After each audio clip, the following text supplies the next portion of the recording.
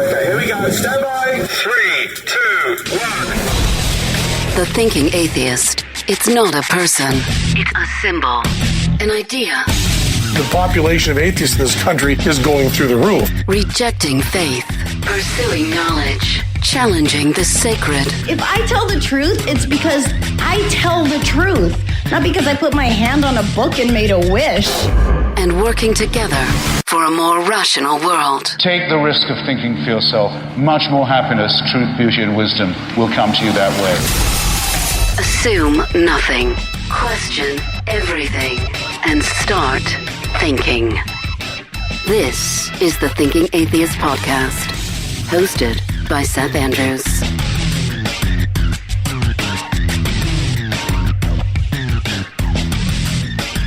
This broadcast is about stories, about personal stories, often having to do with people who have escaped fundamentalism, escaped kind of a totalitarian religious model, aka a cult. And today is one of those stories. I have on the line a special guest. Her name is Hanna. Hanna, thanks so much for joining me. Thank you so much for having me. I really appreciate it. I was talking to my friend and fellow activist Noah Illusions about your story, and he was like, you got to talk to this person. You have to get some details, some background on, what all happened. And so for that reason, I'd like to sort of start at square one. Could you sort of introduce your experience, how you got involved, the name of the cult, if you're able to say so here, and we'll just sort of start there. Would that be all right? Yes, absolutely. Okay. So I don't have a problem talking about the cult, or it's actually really fascinating when I talk to people about it, because no one's ever really heard about it unless they look it up. But it was called Nuwaubianism towards the end. In the beginning, we were under the Nation of Islam in Pennsylvania. My family lived in Pennsylvania, but I think it was based out of upstate New York. I was really, really little, so I didn't really understand what was going on. I just knew that it was part of something that wasn't in the outside world. It was kind of the outside, and we were on the inside of something really special. But when I became aware of it, I was 5 or 6 years old. We only spoke Arabic. Got in trouble if we spoke English. We knew there was a really important man that was kind of the center of everything. We were following him because he knew everything and how we should live our lives and everything like that. I knew that I had 2 parents and I had a lot of brothers and sisters, but I didn't really know who they were or where they were. So in Pennsylvania, we all lived within our age groups. So when I was 5, I lived with a lot of 5-year-olds, and the 5-year-old girls, 8-year-old boys all lived together, the teenagers all lived together, and all the moms all lived together, and all the men were out doing whatever the men did, and they all lived together. And so I never knew what a family was until way later on when I started watching television. I just remember waking up and reading the Quran. We read the Quran, so we were heavily in Islam. So we called ourselves Muslims. We wore the hijab. The little girls didn't wear hijabs until they were older. So I never saw my sisters' faces because they were teenagers. But I remember thinking that my oldest sister was my mom because I never saw my actual mother. We had family days where we saw our parents. I just remember living with girls my age and playing, and we had one lady that took care of us. There was one caretaker for every age group. All the babies lived with the babies, and one person took care of them. This is just what I remember. And if one person got in trouble, I remember all of us getting in trouble. I just remember us getting a lot of beatings all the time. If one person did something, everybody would get a beating. If we spoke English, we would get beatings, just anything. If we wrote in English, we would get beatings. I remember sneaking and writing in English, and we would whisper English in each other's ears until somebody told on us, and then we'd all get in trouble. I just remember going to sleep early, not being able to do anything, just as a small child, not seeing my family, not seeing my sisters. And then I remember moving away from the sort of community of the Nation of Islam and all the Muslims, and we lived in our own house with our own family, but we were still part of it. My mom and dad were really high up. I'm not sure what it was called, but they were really important in their part of it. So when we were in Pennsylvania, they went to New York every weekend to go to the classes of Dr. York. That's what we call him. He had a million different names, and at the time, I'm not sure what his name was. We all lived together as a family in Pennsylvania, and it was the first time we lived together as a family. I was 6 years old. I didn't know what school was. We didn't go to school for a while. I just got to learn who my brothers and sisters were. There were 10 of us. I'm number 7. If I may, I'd like to stop you right there and sort of unpack. You've given us a lot to talk about. The Nuwaubians are a mix of black supremacy with a worship of the Egyptians and the pyramids. Yeah. There is a belief in UFOs and conspiracy theories. They talk about things like the Illuminati and other types of things. You mentioned Dr. York. You're talking about Dwight York, who has said things like, quote, white people are the devil. They say the Nuwaubians are not racist. Bullcrap, I am. White people are devils. Always was, always will be.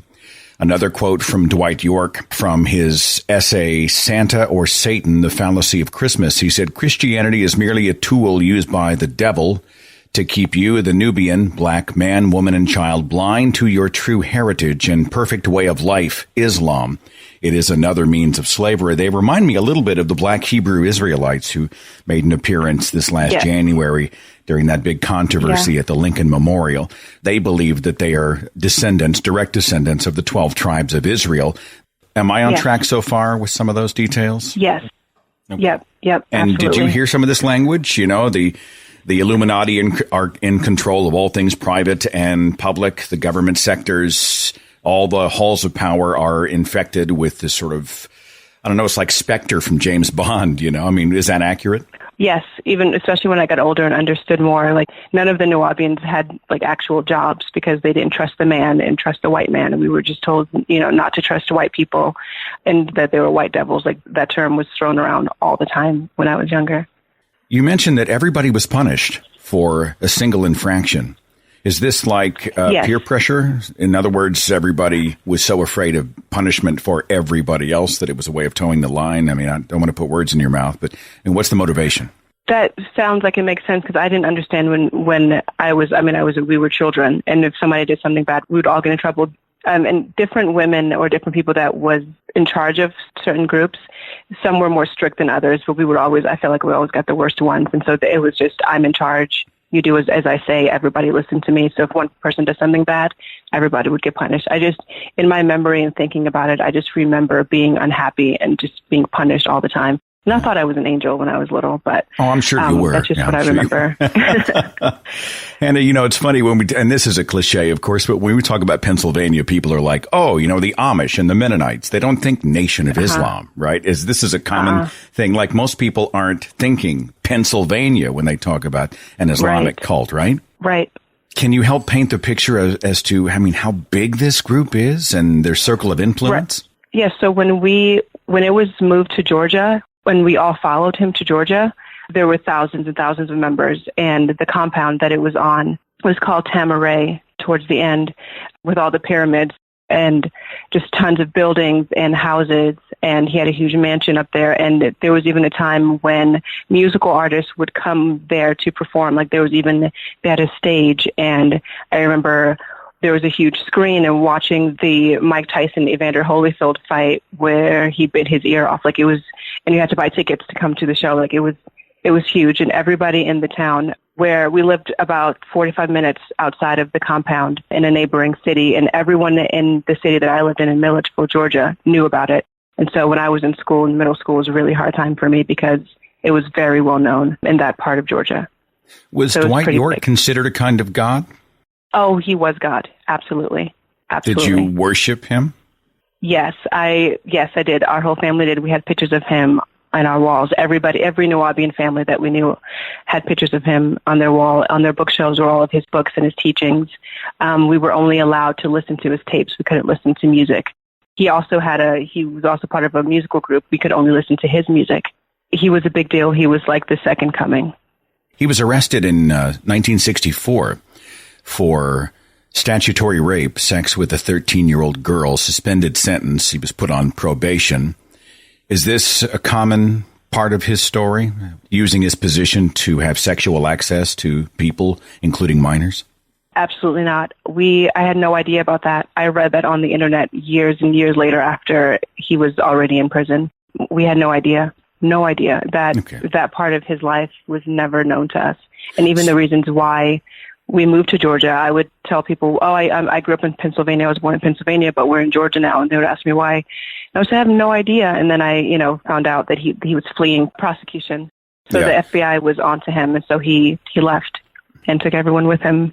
So this is a totalitarian thing, right? This is like North Korea in your home. Yeah. You don't have a mind of your own. Yeah. You don't have an identity of your own. Nope. And it trickled down onto the fathers of all of the families. I like to call my father now a patriarchal terrorist, and it was all because of the cult and how things were supposed to be, and the sexism, and how it was unfair for the girls, and how the boys were treated and how the girls were treated, and how men were the most important part, and how they were granted access to heaven before the women, and just different things that I heard and that I learned. And it was just really tough growing up in a family like that. Even though when I was really young, I just thought it was normal. Everyone is like this. This is just my plight, or my lot in life, not my plight. This is just, I'm a girl, and this is just how it's supposed to be. But at the same time, I remember even when we were in Pennsylvania, I was taken out of school to go pray. I had no idea what I was praying for or what I was doing. I didn't feel anything in my heart. So I knew that I felt that I wasn't going to be the chosen one. They talked about being one of the 144,000. And I was like, that's not going to be me. There's so many of us, and I don't feel anything when I hear his teachings or when I'm praying. So I always felt really bad growing up because I didn't feel it. The 144,000, that's crossover with the Jehovah's Witnesses, right? Right. Yep. Mm-hmm. So when you see the news stories about Islam, these patriarchal constructs of Islam, especially in the Middle East, where you see the men dominating the women, reducing opportunities for the women, often exacting violence upon the women. When you see those, does it strike a nerve with you as to what you were raised around? Yes, it was pretty similar. I found out later on that my father was abusive to my mother because he wanted multiple wives, and they knew each other when they were teenagers and way before getting into the Nation of Islam and Nuwaubianism, and so she didn't stand for it, and so he was abusive towards her. I never saw it. I think he stopped before I was even born, but it was a lot of that. Whenever he would come home, we would all run away. We just kind of didn't like it when he was around because I never saw any love from him towards us or my mother, so it was definitely fear. He was using the religion to sort of aggrandize himself, right? Was he his own little god? Right. Especially being kind of powerful in his part of, I'm trying to figure out how to explain it. So when we moved to Georgia, my mom and dad got their own part of it was like a separate compound from where Dr. York was, but they were in charge of the area that we were in. So he was like the person to go to, and he was always gone because they ran that part of the Nuwaubian cult. I'm interested in what's happening inside your skin. I mean, you said, This is my mantle to carry. I was born a female in this circumstance. This is just how this is just how the dice rolled for me, kind of thing, or this is my destiny. But are you doubting? Is there unrest? I mean, talk to me about what's happening in your skull right now, or when you were in the walls of this patriarchal sort of prison. I knew that there was no way to get out because I was a child, and I just kind of thought it was just unfair, and just that life was unfair. And I mean, there was a part where I was definitely, I was in it. I wanted to move on to the compound. I wanted to be in that world. I had 2 sisters and a brother that lived there, and I wanted to, basically everybody that was part of it, the end goal was to move up there to be close to him. Like that was it. It was nothing beyond that. And just to be really into it, I had friends that read his version of the Bible. Was called the Holy Tablet, and they read it front to back. I never read it, and I always felt really bad because there was never a part of me that was like, okay, I'm going to get really into this. And I guess I was letting the other worldly things get to me as far as like being a normal kid. But there was never really any doubt that it wasn't real because, I myself personally felt really special because he named me. The name that's on my birth certificate. He named me when I was 4, and so I always felt like I was more special than anyone else. And I remember once seeing him, and he said that he knew me before I was even born, and it made my life when he said that to me. And so, because we never father really saw or him. Dr. York said this? No, Dr. York. Dr. York said this, and he gave me my name, right? So I just thought that And then whenever he would kiss us on our cheek, in passing, because my father was really important to him at the time, we just all felt like our family was really special because my father had a special relationship with him. Can you still remember the prayer that you finished the day with? No, I just remember that it was just like the word all was used a lot, like I give you my all or something like that. But it was like 6 sentences or something like that. And I had it taped on my wall. And we see a lot of that in the Christian faith, totalism, right? It is all of you, all of the God figure, and less of me. Mm-hmm. Did Dr. York, did your parents teach you to be a racist? Did they teach racism? No, none of that. I don't remember anything. But the Nuwaubian religion or cult is a mix of black supremacy with the worship of other gods and conspiracy thinking, where they're talking about the white devils and the Caucasian devils and the other religious devils. So help me out. So I guess in a sense, that would be teaching racism. Did you believe these things, though? I feel like I did. Like, I believe that white people were the devil. They were just so different from us. I guess everybody was different from us because in our cult, everybody was black. And so, and anybody that wasn't black, they were white. But then it's like when you're younger, you don't really see race in a sense. And then when you get older, I think, I don't remember seeing any white people around. Everybody looks like me. And then when you start going outside of the cult, you see white people and doing things different from you. And it's like, they must be doing everything wrong. We're doing everything right because I've always been told that we're doing everything right. Even though in hindsight, we were all miserable. Was it like visiting a foreign country, seeing this strange world out there? Yes. And especially having to assimilate when we left the cult when I was 14. But even I had to assimilate when we were in the cult and having to go to school and then having to go to teachings and things like that. Everything was like having to separate that was really difficult. And it was just really weird. It's strange to hear one religion after the other, any sort of totalist environment is really about stripping you of who you are so that you can be a reflection of the cult leader. Can we speak about identity? Sure.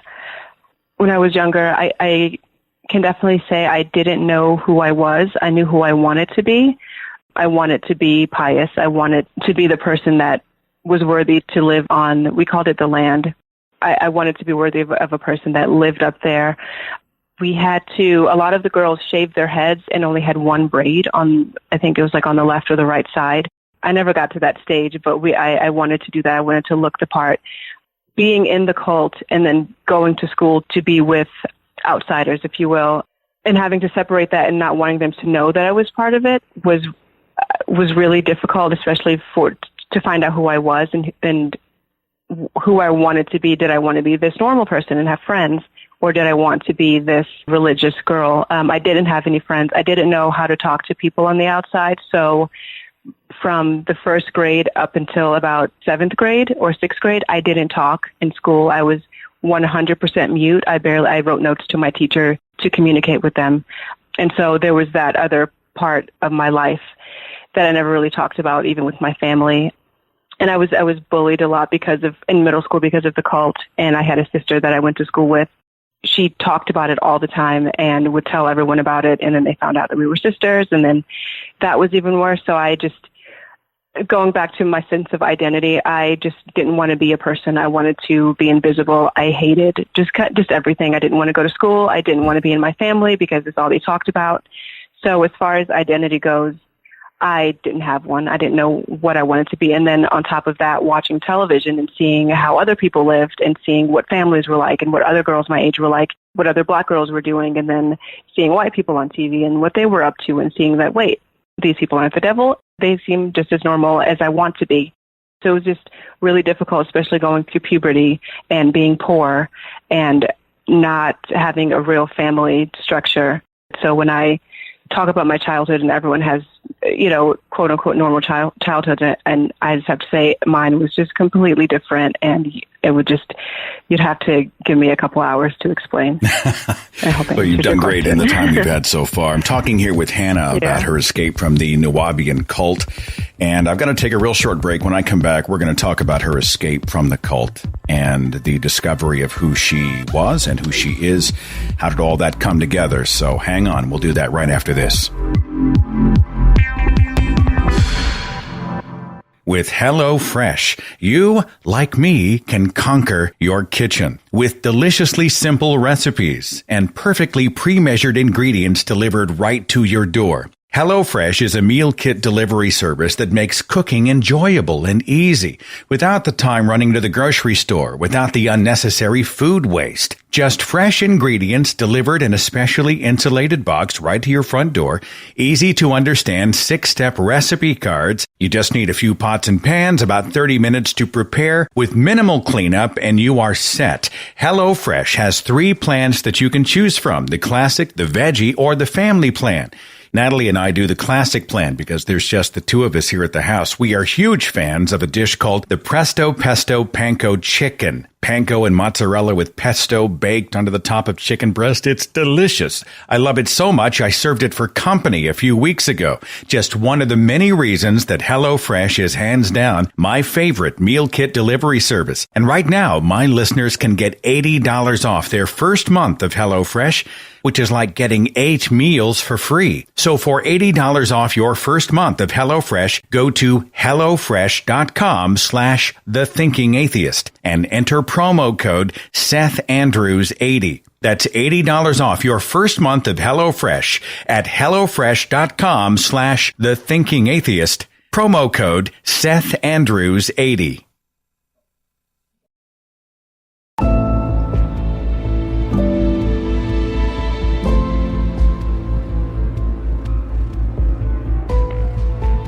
Don't forget, my patrons get a commercial-free version of this broadcast and every weekly broadcast, and they get it early, 2 days early. Thanks for your support at patreon.com/Seth Andrews. Speaking here with a very special guest. Her name is Hanna, and she was once part of the Nuwaubian cult. Am I even saying that right? Nuwaubian, what is it? The Nuwaubian Nation? That's exactly. Nuwaubian Nation of Moors, even. Nuwaubian Nation of Moors, which has a complicated theology, which I'm guessing has evolved like many cult theologies have over the decades, or a mix of black supremacist ideas with the founder and cult leader saying that Nuwaubians will inherit the earth. Yes. What would happen then to white people and people of other colors and people of other religions? What would happen to them when, you guys were ultimately part of the final victory?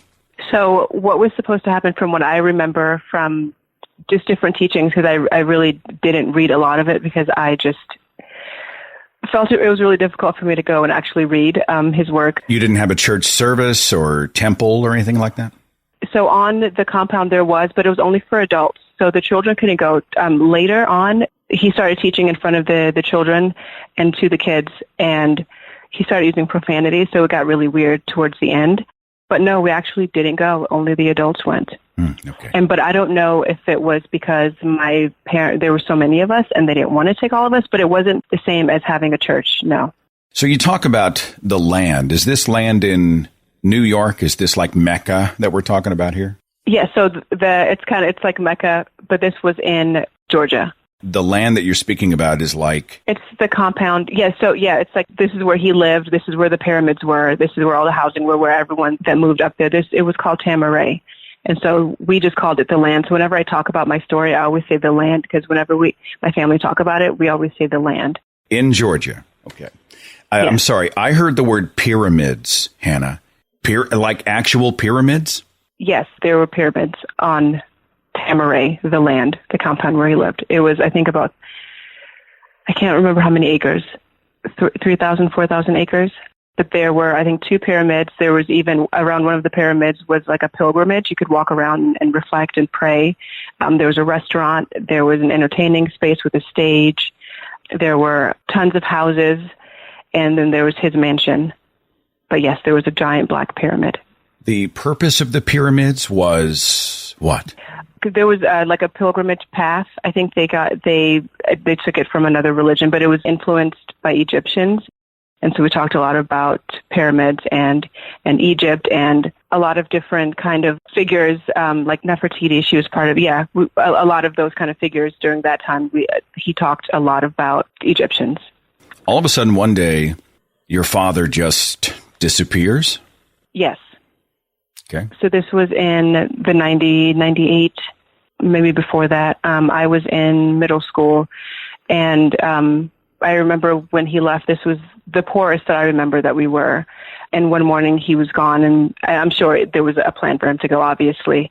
He just never told us anything ever in his whole life. He just never told us anything. But when he was gone, we were really, really happy because we weren't afraid anymore. We could be children. We could live. We could laugh. We could watch movies. We could listen to music. And he would come and visit every so often, and then we were just like, okay, now we have to be afraid. And then he would go back. I think at this point, I had an older sister that lived up there. She'd lived up there for a really long time, from 14 to about 21. She was also a victim of Dr. York. And on the compound in Georgia, on the land Tamaray, the people were betrothed. So they had marriage ceremonies. People were put together. And my father was put together with someone, and we didn't know until he was kind of kicked off of the land. And she showed up pregnant, and we all lived together with my mother, this pregnant woman, and him, and all of us. And this was probably the worst time of my life. But we were just supposed to accept it. And, they said, oh, this will be good. Both of your parents, are back, and we'll be a family again. And we were poorer than ever, never had anything to eat. It was just a really terrible time until he left with the woman, and they eventually had a few more kids. And my father, I think, finally gave my mother a divorce or something like that. Was there a last straw for you? I think the last straw, if I had one, if I can think of one, was just my father coming back with this other person, with this woman, and just how things were on the compound, and how the lack of respect for the families on the outside. And then also learning the reasons why we were poor was because we were giving everything to this man. And just how my mother, she's an angel, and I love her more than everything, and just kind of how that affected her entire life. And then also people in school knowing about it, that I was part of this, and I didn't want to be part of it because it has such a bad reputation towards the end. When I say the end for my family, and I guess a few years before he was arrested, everything just got really weird. And when we would see his teachings when we were up there, he just got really crazy, and he didn't seem like someone to look up to. Obviously, you've developed the identity of your own that you were denied when you were younger. How did that happen? When did the change begin? When did you start to, I hate the words find yourself, Hanna, but when did you find yourself? How does that work? I think it was TV. I love film and I love movies, and so I watched a lot of movies. I listened to music that I knew that my parents probably didn't approve of, just like rock and roll. We never listened to quote unquote white people music. And so that's what I started doing. And I'm not rebellious, and I wasn't rebellious, but I guess you could see it as a sort of rebellion. I just got really into things that I was denied when I was younger. I'm also an artist, so I drew a lot. I escaped that way. I stayed away from everything. And I think religion specifically, I figured out that I was an atheist a long time ago, even when I was still in the cult, and when I would learn about other religions, like Christianity. People in school would ask me if I was a Christian, and I was like, I have no idea what that is. And since I never felt anything with Dr. York as far as his teachings, God is definitely not real. So that can't be a thing, because if it was, why are there so many religions, including this one that's so strange? So I would say that I was an atheist and I didn't believe in God. I would tell my mother that, and she would say, no, there is one. It does exist, and spirituality is real and things like that. But it's like, no, there wasn't. So I feel like I took on an atheist identity, if there is one, really early on. Are there feminist leaders? Are there female icons who you took inspiration from? Not until college, or I guess a little bit before college. Like bell hooks played a really big part of my feminist identity. But a lot of it, even getting into women's studies and feminism, came a lot from when I was growing up, and how the girls weren't able to do anything, but the boys could. Even my brothers that were younger than some of my sisters, they could watch rated R movies and, eat beef and drink soda and stay up late, and the girls couldn't. Even in pictures, one of my brothers is standing in front of one of my sisters. Even though she's older, we were supposed to be in order. Just my parents favoring the boys over the girls, and I would hear it all the time. My mother wished she only had boys. She wished she didn't have any girls. All of my brothers were taught how to drive, at 15. I was taught how to drive in my 20s by a coworker. My sister was taught how to drive by her husband. I have two sisters that still don't know how to drive, and they're in their 30s. And so just things like that I've really had to think about my childhood and how we grew up because of the cult that led me to feminism and atheism and things like that. And even to this day, I still have to, I bring it up almost every day. Oh my gosh, I remember when I was this age and this was happening to me. Even when I'm going to go off on a tangent. I remember when I was in kindergarten or first grade, and I wore a hijab, and then Dr. York, I guess a shift happened, and they decided that we didn't have to wear hijabs anymore, and I stayed in the coat closet for half an hour crying because I didn't want to go out with my head uncovered. Just traumatic things like that happened to me, and being sexually assaulted in the bathroom when I was in first grade because I had a hijab and a dress on that matched it. It was just things like that. But I went off on a tangent. No, not at all. The narrative is that you deserved it because you had a hijab and a dress that matched, or right. They knew that I looked different. In that school, there were we called ourselves Muslims. There were other Muslims that were in the school that had the hijab on and the dress that matched that was handmade, and it went down to the floor. People would point and laugh. And I remember going to the restroom once, and someone came in and pushed me up against the wall and put their hand up my dress, and I never went to the bathroom ever again. I even peed on myself in front of an entire class in gym because I was afraid to go to the bathroom. Just things like that I didn't think about until I was older. When you were of college age, what did you decide was your field of study? What did you go to college for? Gender and women's studies. You say the word feminism. I can already see there are some people who knee-jerk themselves in the comment sections, and it always grieves me, because I find great utility in the term and the whole idea of feminism. Do you find that's the case when you talk about women's studies and empowering women using the term feminism? Do you find it's kind of a polarizing word? You see people start to divide and decide it means this, or align it with the most toxic person that has ever brandished the term feminism, those types of things? 100%, to the point where sometimes I don't even say it. If someone asks me what I went to school for, depending on what kind of conversation I want to have at the moment, I say I went to school for art because I have a minor in studio art, and I just leave it at that. I have to pick my battles a lot. I lived in New York City, so there I talked a lot about women's studies and atheism, things like that. But then I moved over to, when I lived in Utah, I just kind of, didn't even mention it unless I got to know a person and felt that they wouldn't mind me talking about it. But using the word feminism is like using the F word.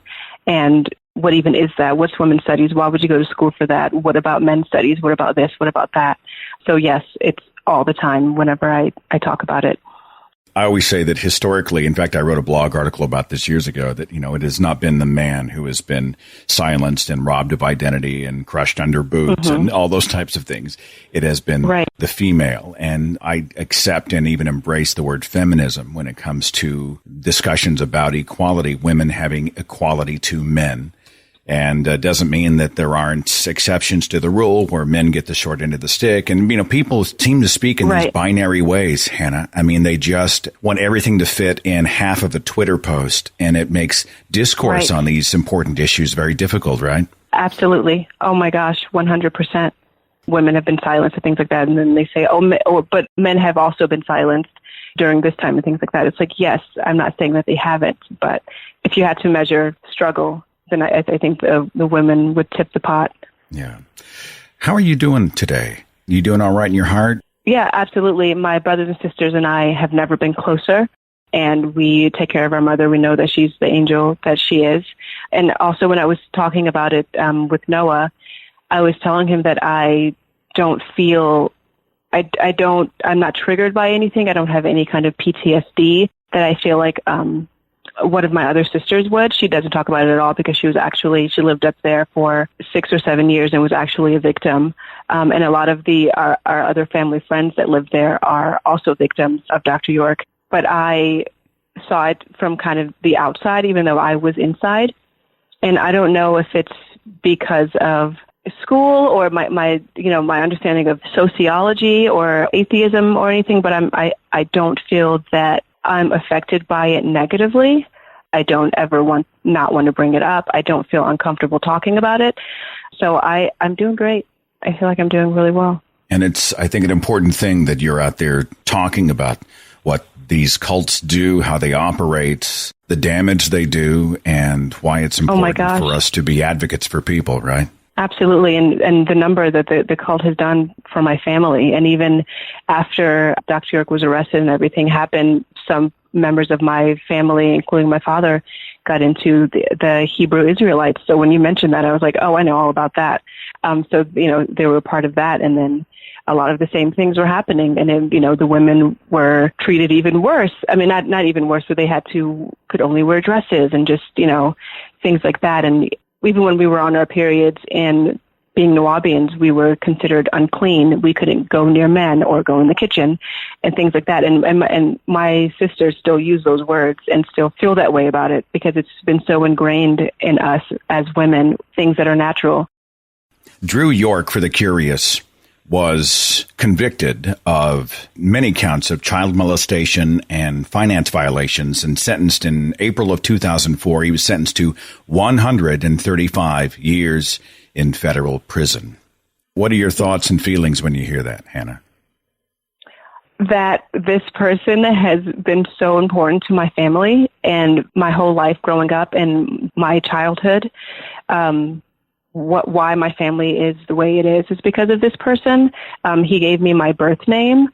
That this person is no different than all of the other, everything you hear about a cult, even when we were in the cult, this is the same thing. And so when I tell people about it and they ask me where he is, I'm like, oh, he's where all the other ones are. They're like, oh, is he in prison for raping children? And I'm like, yes. The fact that he has the most number, the highest number of incidents on one person in the United States. He has a record of child molestation, that I know this person, that he was so important to my family and to my father. And he's the reason why my family is kind of a mess, but we're healing and we acknowledge everything. But this person, the fact that I know who this person is outrageous. He's in prison with the Unabomber. They're in the same prison I'm in Colorado, here in Colorado. And it's just surreal when I read it. When I remember reading his Wikipedia years ago for the first time, I was like, oh my gosh, this person that we had his pictures on our wall, we would kiss his picture and we wanted to be near this person just to see him would make our day. This person was only in this position to do terrible things, and people in my immediate family were affected. It's just surreal. I can't believe it still. Hanna, there are a lot of people in the audience who have been harmed by superstition and religious/cult thinking and methodology. So as we sort of draw this conversation to a close, do you have any words for them? What would you say to them if you had the opportunity? What I would say is don't try to forget your story and don't try to lock it in the closet because you are the person you are because of your story and because of these things that have happened to you. Even if it made you stronger, it's made me stronger. It may have made you find your identity. It's nothing to be ashamed of. That's one of the biggest lessons that I learned. It is nothing to be ashamed of. All of the horrible things that have happened to myself and my family. Dr. York and being a Nuwaubian was the cause of all of these horrible things that happened to my family, but where we are today because of it, I kind of wouldn't have changed anything because I have a unique story. I have a unique childhood. Everyone is listening to me when I talk about it, and I feel like other people that have gone through these things can talk about it and acknowledge that these things have happened and learn from it and move forward, but don't ever forget it because it's a really important part of who you are. Hanna, it's been a real joy talking to you, and we'll continue to sort of spread the story out there and allow people to know that there is hope and there's life beyond these narrow walls, and life's too short not to be who you are. And I'm glad you found who you are and you're living it. It just inspires me. Okay. Absolutely. Thank you so much for having me. It was a pleasure. Follow The Thinking Atheist on Facebook and Twitter. for a complete archive of podcasts and videos, products like mugs and t-shirts featuring the Thinking Atheist logo, links to atheist pages and resources, and details on upcoming Free Thought events and conventions, log on to our website, thethinkingatheist.com.